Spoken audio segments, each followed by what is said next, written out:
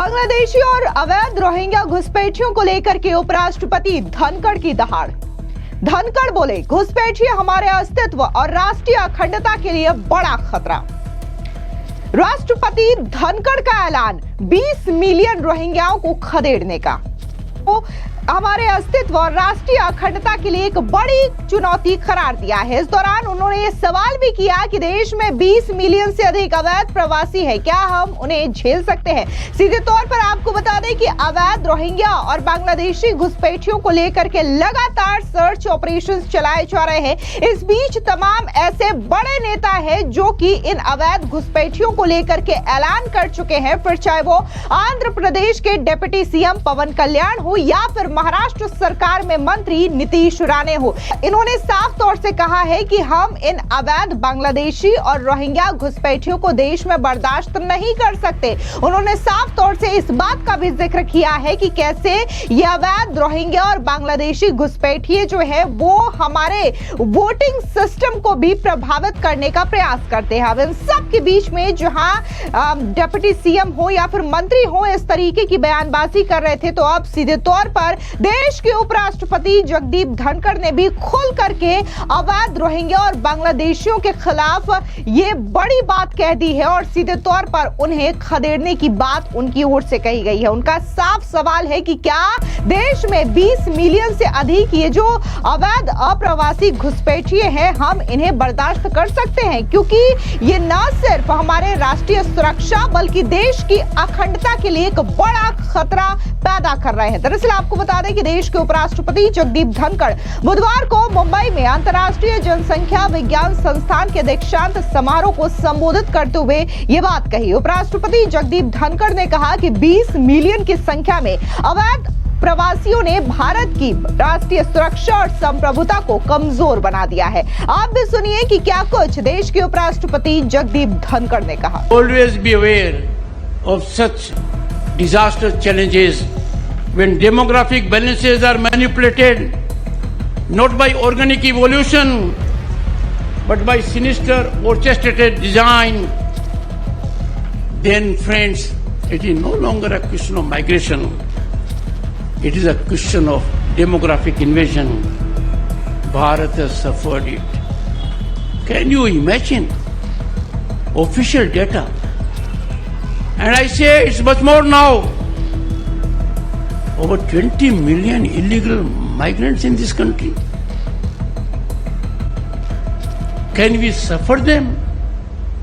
We need people in this country who are committed to our civilization, who believe in Bharatiyata, who believe in our nationalism, who are prepared to lay down their lives for the nation.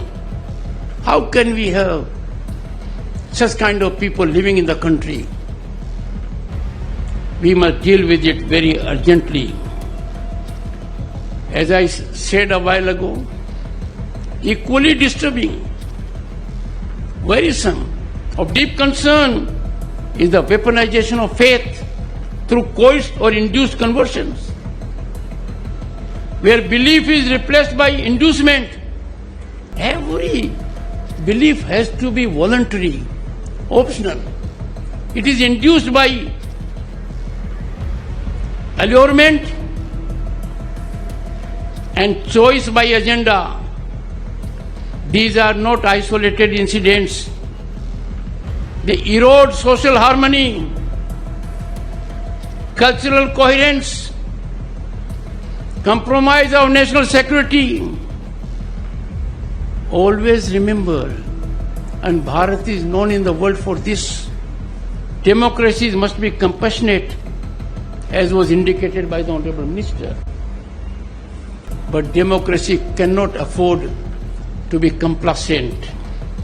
दरअसल आपको बता दें कि राष्ट्रपति धनखड़ ने कहा कि जब हमारी सीमा की पवित्रता अनियंत्रित अवैध अप्रवासियों द्वारा भंग की जाती है तो ये कानून और व्यवस्था का सवाल नहीं बल्कि हमारे अस्तित्व और राष्ट्रीय अखंडता का सवाल है। उन्होंने कहा कि ये लोग हमारे राष्ट्रीय संसाधनों पर भारी मांग करते हैं, वे हमारे हाथों से काम लेते हैं और हमारी राष्ट्रीय सुरक्षा और संप्रभुता को कमजोर बनाते हैं। उन्होंने कहा कि ये अब प्रवास का सवाल नहीं है बल्कि जनसांख्यिकी आक्रमण का सवाल है। उन्होंने कहा कि भारत ने इसे झेला है। आधिकारिक आंकड़ों के मुताबिक देश में 20 मिलियन से अधिक अवैध प्रवासी हैं। क्या हम इन्हें झेल सकते हैं? हमें इस देश में ऐसे लोगों की जरूरत है जो हमारी सभ्यता के लिए प्रतिबद्ध हो। Friends, certain problems are writing on the wall. Illegal migrants in millions, making it no less than demographic invasion. Doctor conversions are alarmingly worrisome.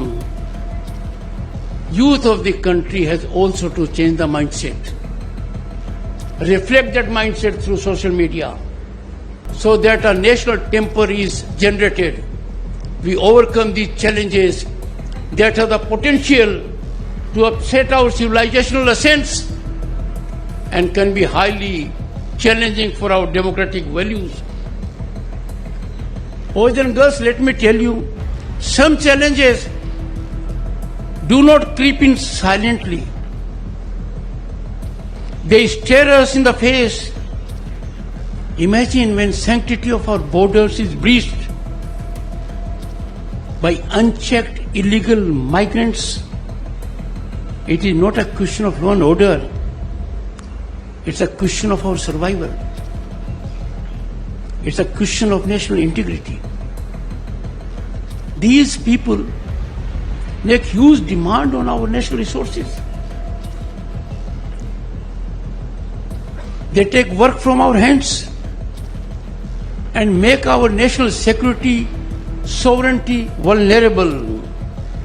उपराष्ट्रपति ने कहा कि जनसांख्यिकी गतिशील मानव पूंजी का प्रतिनिधित्व करती है जो प्रगति के इंजन को ईंधन देती है। लोकतंत्र सामूहिक निर्णय लेने के लिए एक मजबूत ढांचा प्रदान करता है। लोकतंत्र अद्वितीय है क्योंकि निर्णय लेने में लोगों की प्रत्यक्ष भागीदारी होती है। साथ ही उन्होंने कहा कि भारत पूरी दुनिया के सामने विविधता का प्रतिनिधित्व करता है। हमारे पास एक शानदार परिदृश्य, संस्कृतियां, परंपराओं और दृष्टिकोणों का एक स्पेक्ट्रम है जो हमारे महान भारत को दुनिया में अद्वितीय बनाता है। लेकिन साफ तौर से अपने संबोधन के दौरान जिस तरीके से देश के उपराष्ट्रपति ने यह सवाल खड़ा कर दिया है कि कैसे देश में 20 मिलियन से ज्यादा अवैध घुसपैठिए हैं जो कि हमारे लिए एक बड़े खतरे के तौर पर है, न सिर्फ राष्ट्रीय सुरक्षा बल्कि देश की अखंडता के लिए भी एक बड़ा खतरा है। इससे पहले भी देश के उपराष्ट्रपति जगदीप धनखड़ ने बकायदा यह कहा था कि कैसे ये जो अवैध घुसपैठिए देश में रह रहे हैं वो हमारे वोटिंग सिस्टम को भी कहीं ना कहीं प्रभावित करने की कोशिश करते हैं। आपको याद दिला दें कि जब महाराष्ट्र में इलेक्शंस हुए थे तब बड़ी संख्या में ये डेटा सामने आया था कि कैसे इन अवैध घुसपैठियों के पास फर्जी डॉक्यूमेंट्स होते हैं, वोटर आईडी होते हैं जिसके जरिए ये वोटिंग करते हैं। अगर बात हम पश्चिम बंगाल की करें तो यहाँ पर भी ऐसे कई सारे डेटा सामने आए थे जहां पर जो अभी हाल ही में दंगा हुआ था वक्फ बिल को लेकर के, उसमें भी इन घुसपैठियों का हाथ बताया जा रहा था कि कैसे ये पहले तो इलीगल तरीके से बॉर्डर क्रॉस करके आते हैं और कुछ एजेंट होते हैं जो कि इन्हें देश के अंदर लाने में मदद करते हैं, इनके फर्जी डॉक्यूमेंट्स बनवाते हैं और उसके बाद इन्हें जगह भी प्रदान करते हैं। अभी हाल ही में एक केस आया था गुजरात का जहां पर चंडोला लेक के आसपास बड़ी संख्या में इन अवैध बांग्लादेशियों को फर्जी डॉक्यूमेंट्स के साथ बसाया गया था